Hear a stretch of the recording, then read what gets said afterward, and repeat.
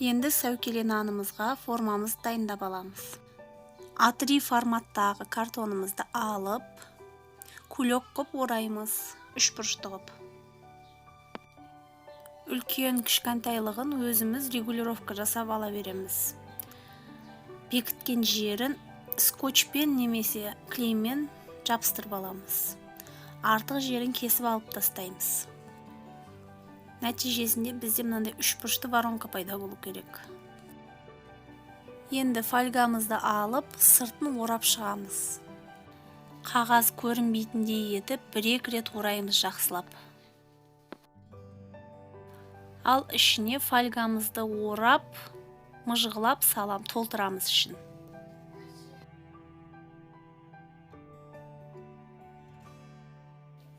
Нәтижесінде бізде осындай трубочка пайда болу керек. Трубочкамыздың алдын ала жақсылап майлап дайындап қоямыз. Енді қамырымызға көшеміз.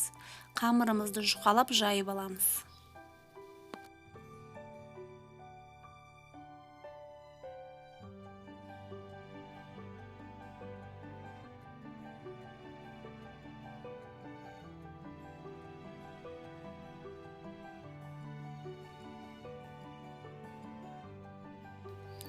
Сол баяғы крышкамыздың көмегімен тесіктер жасап шығамыз.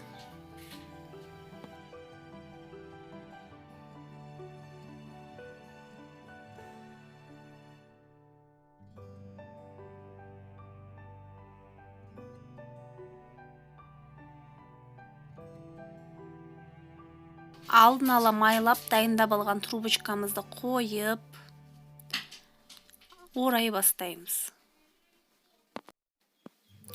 Артық қамырларын кейін кесіп алып тастаймыз.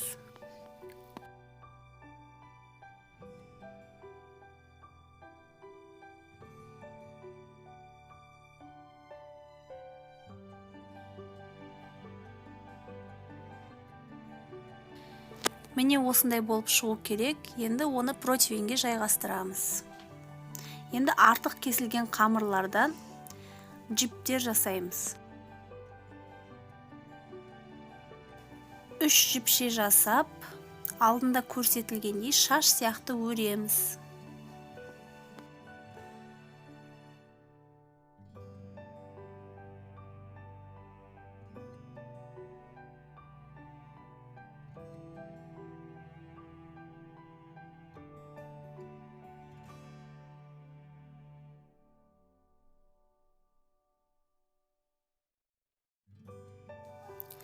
Өрілген қамырымызды сәукеленің бас жағына жақсылап бекітеміз.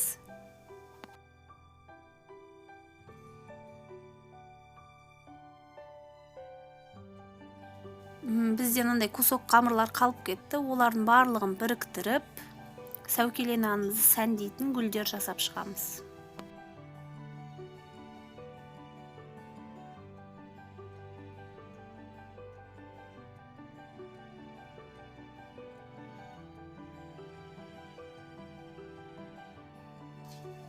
Сәукеле нанымыз почти дайын. Енді жұмыртқаның сарысын жағып, кунжут сеуіп, духовкаға 200 градусқа қызарғанша қоямыз.